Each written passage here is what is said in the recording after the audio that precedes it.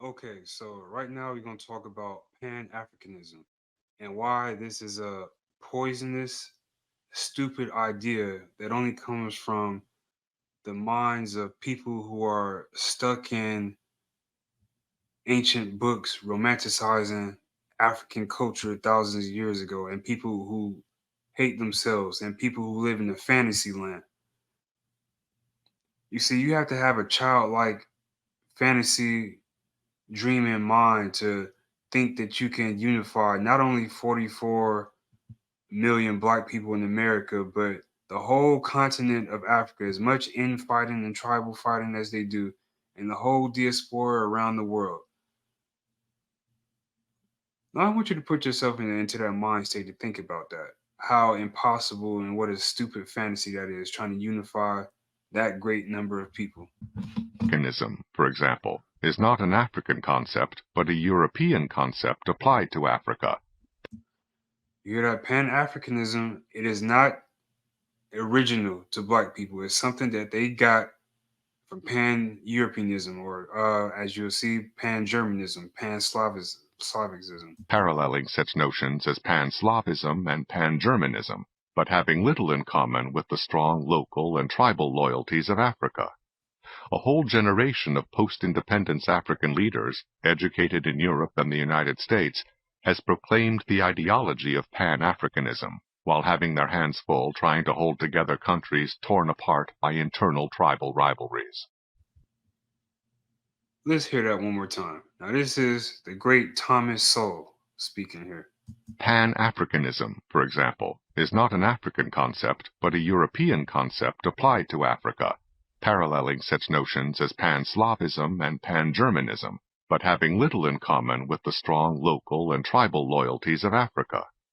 A whole generation of post-independence African leaders, educated in Europe and the United States, has proclaimed the ideology of Pan-Africanism, while having their hands full trying to hold together countries torn apart by internal tribal rivalries. So you see, this Pan Africanism thing is something that they stole from or got from an earlier European movements like Pan Germanism and Pan Slavicism, or however you pronounce it. This is when African leaders who went to Europe for Western education. These are similar ideas that they came back with, which obviously did not fit. Not saying that they created it, but we're gonna get into who actually started it later. But you see, life in Africa, they don't care about unifying countries, the continent of Africa, or the diaspora. This is only a dumb Black American idea that only Black Americans are selling. Africans don't care about Pan Africanism. The only people you hear trying to push this is Black Americans. See, in Africa, they only care about family ties and tribal ties. They don't care about unifying a whole country and a whole continent in the diaspora. That's silly talk. They are itched. The whole society is and culture is itched in family ties and tribal ties. If you are not part of their family or tribe, they do not care about you. There will never be any unification.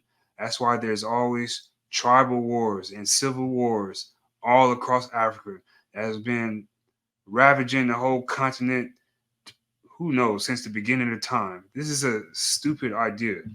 Pan Germanism originally sought to unify all of the German speaking people and possibly all non Germanic speaking people. Since 1891, organized in the Pan German League, many Pan Germanist thinkers since 1891 organized the Pan German League. The origins of Pan Germanism began with the birth of Romantic nationalism during the Napoleon Wars. Pan Germanism was widespread among revolutionaries in 1848, notably among Richard Wagner and the Brothers Grimm. So this Pan Germanism thing has been around since the 1800s, early 1800s, as you see. Here you have Pan-Slavicism, a movement which crystallized in the mid 19th century and is the political ideology concerned with the advancement of integrity and unity for the Slavic people. Extensive Pan-Slavicism began much like Pan-Germanism. Both of these movements flourished from the sense of unity and nationalism experienced within ethnic groups after the French Revolution and the consequent Napoleon Wars. The first Pan-Slavists were the 16th century Croatian writer Venku Priblijevic, however you pronounce his name.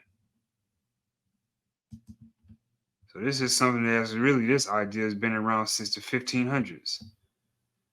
The first Pan-Slav Congress was held in Prague, Bohemia, June 1848, during the revolutionary movement of 1848. Now, Pan-Africanism. Now, Pan-Africanism comes later after all of the other Pan movements, which comes from European ideology. And this, the reason why Pan Africanism is so stupid is because they seek to unify a whole continent. See, before you just had European groups like Pan Germanism, Pan Slavism, just trying to unify a small area of people. But then here we come to Pan Africanism, Africanist people trying to unify a whole big continent full of so many different ethnic tribes and families and different races. How silly can you be to have a fantasy like this? Okay, so Marcus Garvey is not the founder of Pan Africanism, but he's the face of it. A lot of y'all know Marcus Garvey is from Jamaica. You know, that was around the 1920s. Modern Pan Africanism began around the start of the 20th century. The African Association, later renamed the Pan African Association, was established around 1897 by Henry Sylvester Williams, who organized the first Pan African conference in London in 1900. Here you have the flyer for it. So Pan Africanism comes after Pan Germanism, after Pan Slavicism, after Pan Ethiopianism. So yeah, so this is when Pan Africanism really kicked off. The last couple of years of the 1800s, we kicked off in the early 1900s, and people like Marcus Garvey being the face of it and taking it forward. Now, it's sad to say that unfortunately, this ideology still corrupts the minds of people, black people, all the way in America. You see, they romanticize so many African stories and African culture that people don't have any love about their own culture, where they at, so they look towards what they read in the book. You know, a lot of these people, they're so stuck in reading ancient books on African culture and stuff, just like how a genie is stuck in a lamp. A lot of these pro-African, Pan-Africanism and Afrocentrics, just like a genie is stuck in a lamp, they asses stuck in a book. They're stuck in some book, having childlike fantasies of unifying a whole continent, not a state, not a city, not a village, but a whole continent of people, as if Africa doesn't suffer from tribal wars and ethnic tribal civil wars like since the beginning of time. African society is focused and based on family ties and tribalism. That is it. They do not care about trying to unify the whole country or continent. The only people who are selling this package is the Black Americans because they're looking for a way out. Because I'm just gonna say it, a lot of African Americans or Black Americans have failed here. So when you fail in one place, you start looking towards another place where you think you might have a second shot, where you think you might have another chance. So that's how this whole, well, I could just move back to Africa and I could live off the land. pick fruit from trees and I won't have to work no more. It really comes from lazy people who don't want to work. They think that if they move back to Africa, things are going to be simple. They think that if they move back to they well, not move back to Africa because they never lived there in the first place. They think if they move to Africa, life would be simple. And let me tell you another false thing. They think that if you think that Africans are welcoming towards you, then you are a fool. Most Africans are xenophobic, tribalistic. They only care about tribe ties and family ties. And please do not mention Ghana and all these other countries that's trying to welcome America, Black Americans back. The only reason places like Ghana was selling the return to Ghana thing is because they're in debt. They are broke. That's why they only send out the invitation to Black people who have money. They don't care about the poor ones. They only want the ones who have money to come there because they are broke and they're looking to be bailed out. It's a scheme. And then you still got the dumb people over here still falling for the okie doke. Now these are the same people that were smart enough to sell you into slavery to put you over here, and they still tricking you now. Ghana's return to the IMF within 3 years underscores its deeper economic problems. Now, a lot of people didn't know before Ghana started that whole return to Ghana thing how deep in debt they were. When the president made the call for Black Americans to come back home, he knows that is not your home. He knows that's not your home. They asses is in debt and they need money. That's why the invitation only went out to the Black Americans that had money, who were wealthy. They don't want the poor average ones coming over there. They decided it clear in the whole in the paper. They wanted the ones who can provide and help their infrastructure and society with trades. They don't want just the regular people. They only want the wealthy ones. Now, if they truly loved all Black people and it was about just having all Black Americans come back home to Ghana, then that invitation should have went out to any and everybody, not just the wealthy ones. But again, here y'all are still falling for the okie doke. This is why I do not really associate myself with people who are Pan-Africanists. They live in La La Land. They live in a fantasy land. All they talk about, they born here in America. They great grandparents is born here in America, but all they'll talk to you about is something that's happening in Africa. They look up politics that's happening in Africa, but don't know nothing about what's going on here in the place where they live. IMF IMF executive board approves 3 billion extended credit facility arrangements for Ghana. Where you have Ghana borrowing money. Now, if you are a rational, logical thinking person, you should be putting pieces to the puzzle together now and figuring out that the only reason that Ghana and other places in Africa, like Uganda and other places that are so welcoming of African Americans, is because they are in debt and they need money. This is actually almost a form of tourism. And this is not even getting me started on the horror stories of once Black Americans move over there. You know, a lot of these countries are so corrupt. You hear stories about people getting cheated and robbed out of land and getting their land burned down, and they got to move back here. And just like anytime you go to a foreign country, every time they know that you're an American, they raise the prices up. Please. Now let's talk about Akon City.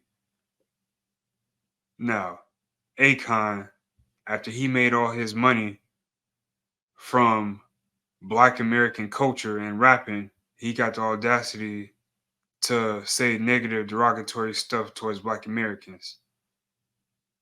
And now he's trying to get us to invest in Akon City, which is supposed to be some type of Wakanda or something. Now, once again, you got all these people falling for the okie doke, all the Pan Africanists like Umar Johnson and all the other monkey see, monkey do, living in fantasy land, Wakanda package, Afrocentrics. Paul Martin from the US based firm KE International, which won the Akon City construction contract, said that the Kenyan entrepreneur Julius Mawe is the lead investor. He added that he cannot disclose information on other investors for confidentiality reasons, but said more than 4 billion is funding and has been raised. Now, who is funding this Akon City? I'm sure Akon put some of his money that he made from it, that which came from being here in America. You have this guy from Kenya. Now we all knows. Now everybody knows that China has its hand in Africa. Africa is in bed in China. China has become the new African colonialist. Nothing happens in Africa without China having some hand in it. So if you are thinking about investing your money in Akon City or moving to Akon City and think that there's going to be some type of Wakanda, then you are sadly mistaken because I can assure you that some of the main investors in Akon City are the Chinese. And then anytime you have a foreign group like the Chinese who are investors in the city, how free can you be? They can do anything they want to, just like China is taking over Africa. Africa really is about to be Chinese soon in the next few decades, or have some, or be Blasian, have Chinese and have Africans in the next coming decades.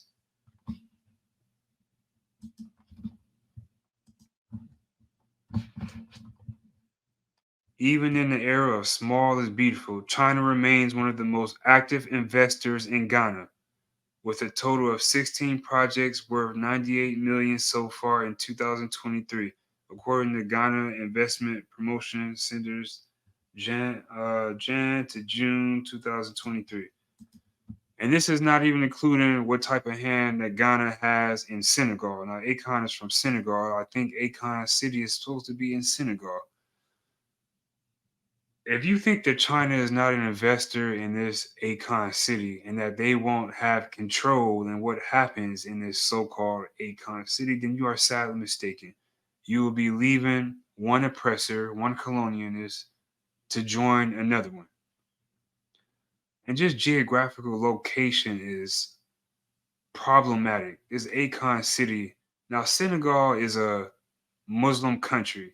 It's in West Africa, but it's towards the northwestern part. You already have enough trouble and problems. We got violent Islamic jihadist groups stirring up attacks and shit all over the place.